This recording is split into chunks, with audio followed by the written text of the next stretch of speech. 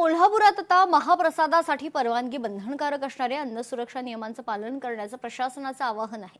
नियमभंग करणाऱ्यांवर आता कारवाई होईल। स्वच्छता नियमांचं पालन करण्याचं देखील आवाहन करण्यात आलंय।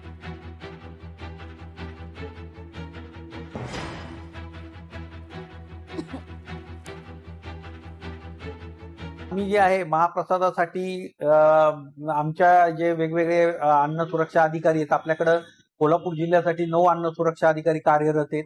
तर ते 9 अन्न सुरक्षा अधिकाऱ्यांची पथकं जे आहेत वेगवेगळे नियुक्त करून त्यांच्याद्वारे आपण याच्यावर नजर ठेवणार आहोत आणि कुठं काही जर असं अस्वच्छ वातावरणात महाप्रसाद तयार केला जात असेल किंवा त्या ठिकाणी समजा नियमांचं वगैरे पालन होत नसेल तर त्या ठिकाणी आपण कारवाई करणार आहोत।